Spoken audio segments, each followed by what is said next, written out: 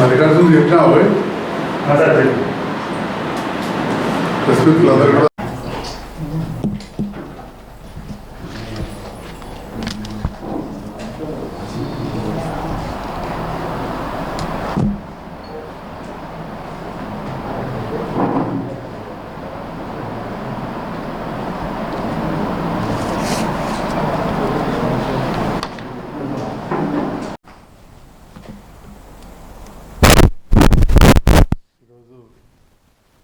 హిందువులకు పవిత్రమైన పండుగ తొలి ఏకాదశి, మొదటి పండుగ ఈ సంవత్సరానికి.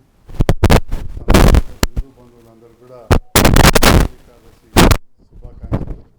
పాత్రికేయ మిత్రులందరూ కూడా నమస్కారం. నేను ముఖ్యంగా ఈనాడు తొలి ఏకాదశి సందర్భంలో, మొదటి పండుగ సందర్భంలో మీ అందరితో పాటు జగిత్యాల నియోజకవర్గానికి సంబంధించి తిరుమల తిరుపతి దేవస్థానం నుండి 9 మందిరాలకు 90 లక్షల రూపాయలు మంజూరు చేసిన సందర్భంలో టీటీడీ ధర్మకర్తలందరికీ, చైర్మన్ గారికి, ధర్మకర్తలకు ధన్యవాదాలు తెలియజేస్తూ, మరి జగిత్యాల రామ మందిరం బ్రాహ్మణవాడ అతి పురాతనమైనది.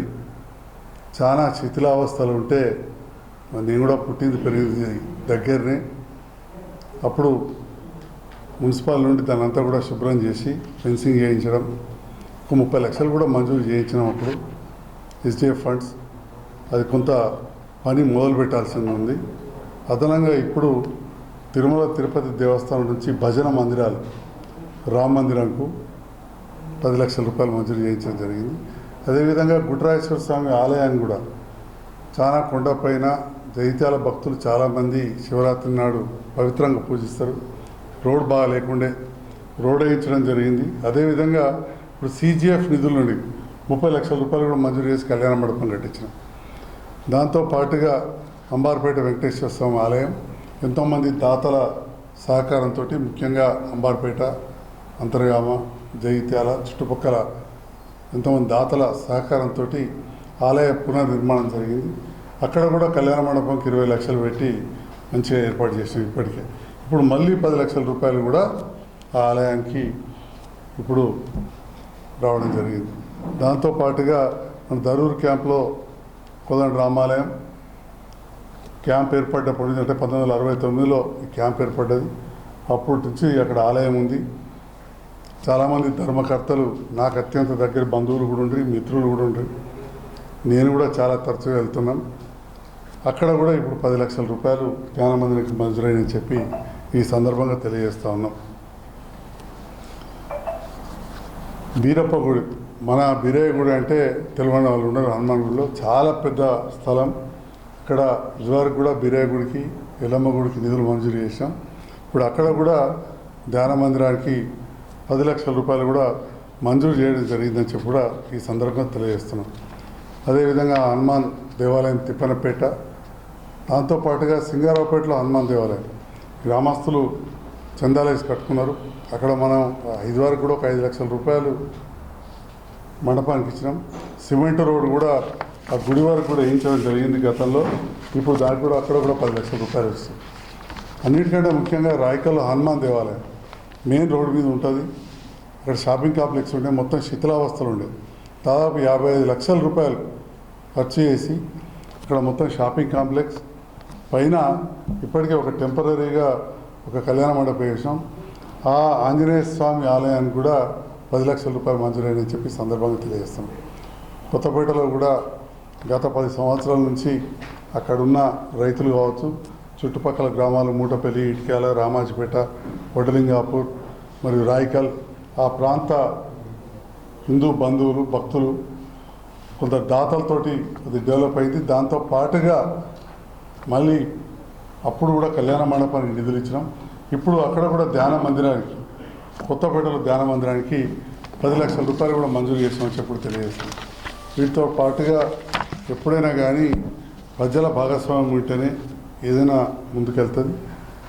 ఎంతోమంది హిందూ బంధువులు భక్తులు బీర్పూర్లోని లక్ష్మీనరసింహస్వామి ఆలయానికి కూడా నిధులు ఇవ్వడం, అక్కడ కూడా ఒక 30 లక్షల రూపాయలతోటి టెండర్ అయింది. మొన్ననే అక్కడి నాయకులు కేడీసీసీ డైరెక్టర్ మరియు టెంపుల్ మాజీ చైర్మన్ సుమన్ గారు మిగతా నాయకులు చెప్పడం జరిగింది. అక్కడ కూడా పనులు ప్రారంభమవుతున్నాయి. దాంతో పాటుగా దుబ్బరాజేశ్వర స్వామి ఆలయానికి కూడా అక్కడ దాతలు కూడా కొంత స్థల సేకరణ చేసినారు, నిధులు ఇచ్చిండ్రు. అదేవిధంగా 80 లక్షలతోటి అక్కడ కూడా ప్రాకారం అవన్నీ నిర్మాణం అవుతున్నాయి. అంటే ఈ సందర్భంలో మరి మన ప్రాంత అభివృద్ధికి ఇవన్నీ జరుగుతున్న సందర్భంలో నా వంతుగా నిరంతరం వీటన్నిటిని కూడా ఫాలోఅప్ చేస్తాం. ఎందుకంటే ప్రజల సొమ్ము ప్రజలకు మళ్ళీ సరిగ్గా దక్కనిచ్చినప్పుడే మన పాలకులం ఉపయోగం. మరి ఒక ప్రజాప్రతినిధిగా నన్ను గెలిపించినప్పుడు నా వంతుగా అప్పుడున్న ఎప్పుడెప్పుడున్న ప్రజాప్రతినిధులు కావచ్చు అధికారులను సమన్వయం చేసుకుంటూ నిధులు తేవడం, వాటిని అక్కడ ఉపయోగపడే విధంగా నేను ఏదైతే మాట ప్రకారం అన్నానో మరి ఈ ప్రభుత్వంతో కూడా కలిసి పనిచేస్తూ ఉన్నాం. 30,000 కోట్ల పైన రైతు రుణమాఫీ రేపటి నాడు కాబోతున్నది. 6 గ్యారెంటీలు కూడా అమలడం ప్రారంభమైంది. మన ప్రాంత అభివృద్ధి కూడా ముఖ్యం. ఈ 3 అంశాలను ముందుకు తీసుకునే నేను ఈ ప్రభుత్వంతో కలిసి పనిచేస్తున్నా. దాంట్లో భాగంగా ఈ తొలి ఏకాదశి ఈ పండుగ నాడు ఏవైతే ఇవన్నీ వచ్చినాయో ఈరోజు ఉదయం ఈఓలు ఎండోమెంట్ అధికారులతో కంప్లీట్గా రివ్యూ చేయడం జరిగింది. మరి వీటికి సంబంధించి విధి విధానాలన్నీ కూడా అతి త్వరలోనే తయారు చేసి ఈ 9 టెంపుల్ల దగ్గర కూడా ధ్యాన మందిరాలు కట్టడానికి అన్ని చర్యలు తీసుకోవడానికి కోరడం జరిగింది. దాంతోపాటు రేపు రుణమాఫీ ఉన్నది. ఎక్కడెక్కడైతే మన